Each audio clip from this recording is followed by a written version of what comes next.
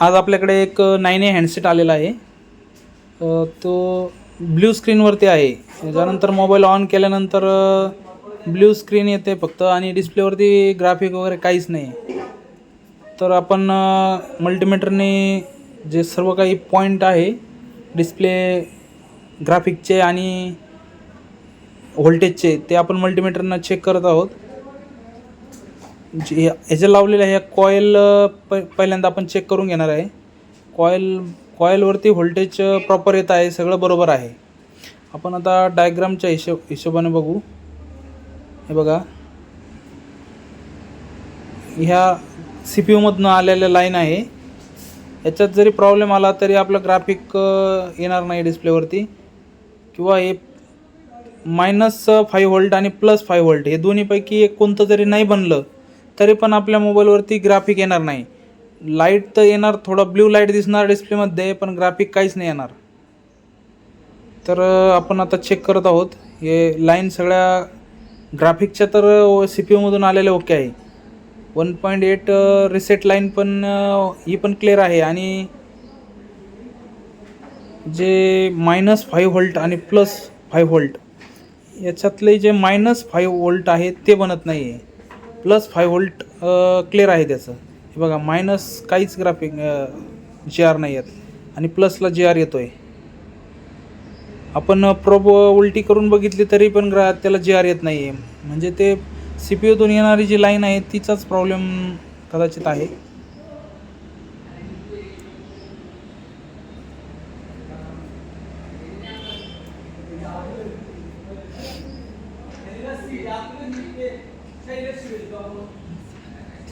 हे बघा, बिटमॅप बघितला आपण. आता बिटमॅपमध्ये हा IC आहे. हा ग्राफिकचे मायनस आणि प्लस व्होल्टेज दोन्ही बनवतो, -5 आणि +5 व्होल्ट. याला जो येणारा CPUकडून इनेबल सिग्नल आहे त्याच्यामध्ये प्रॉब्लेम आहे. आपल्याला IC बदलायची गरज नाही आहे. आपण हा प्रॉब्लेम आहे तर CPUचा आहे. CPU ज्या वेळेस आपण रिबॉल्व करू त्यानंतर हा प्रॉब्लेम आपला सॉल्व होणार आहे. पण CPU रिबॉल्व न करता आणि हा IC न चेंज करता आपण याला बायपास करणार आहे आता. हे बघा, आपण एकदा चेक करून घेऊ. GR क्लिअर दाखवतोय दोन्ही, पण CPUकडून जे येणार इनेबल सिग्नल आहे तेच आपल्याला मिळत नाही आहे. त्यामुळे हा मोबाईल ब्ल्यू स्क्रीन एररवरती आहे. जेणेकरून आपल्याला मोबाईलवरती ग्राफिक येत नाही आहे. बघा, हा पॉईंट जो CPUमध्ये गेलेला आहे आणि हा दुसरा इनेबल सिग्नल आणि एक डाटा क्लॉक आणि हे बघा इनेबल सिग्नल आहे. याच्यामध्ये आपण आता एक असं जम्पर करणार आहे की जे प्लस बनतं आहे आपलं, हे डाटाच्या लाईन आहे, क्लॉक, डाटा क्लॉक, त्याच्यात तर ग्राफिक येत आहे.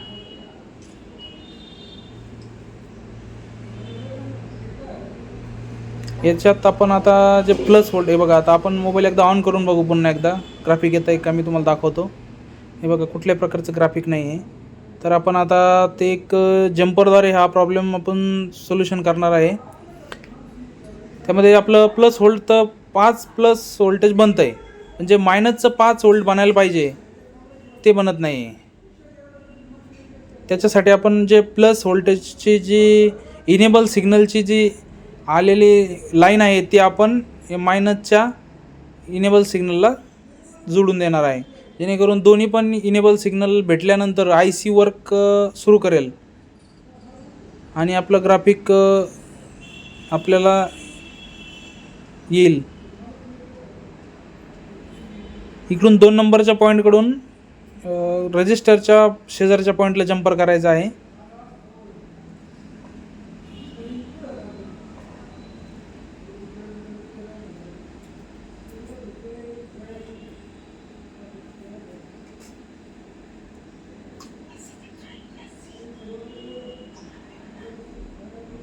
हे बघा, आपण जम्पर केलेला आहे प्रॉपरली. आता आपण त्याला UVने मास्किंग करून घेणार आहे.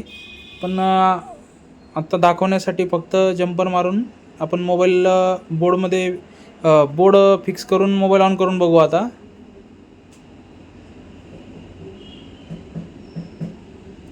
याला थोडं थिनरने साफ करून घेऊ. जेणेकरून शोल्डर PPD कुठं लागलेले असेल तर क्लीन होईल. बघा मोबाईल आपण आता फिक्स करून ऑन केलेला आहे. हे बघा ग्राफिक आलेला आहे आपल्याला. मोबाईल प्रॉपरली ऑन होत आहे. आता पूर्णपणे ऑन होतं आहे की नाही बघू आपण.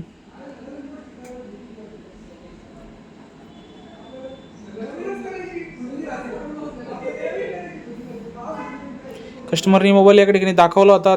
त्यांनी CPU रिव्हॉल्व करावं लागेल असं सांगितलं होतं आणि एक 1200 ते 1500 रुपये खर्च सांगितला होता. तर आपण हे काम खूप कमी दरामध्ये करून दिलेलं आहे. हे बघा आपला मोबाईल परफेक्ट ऑन झालेला आहे आणि टच बेस वर्क करत आहे. ओके. असेच व्हिडिओ नवनवीन व्हिडिओसाठी आपल्या चॅनलला सबस्क्राईब करा, लाईक करा, शेअर करा.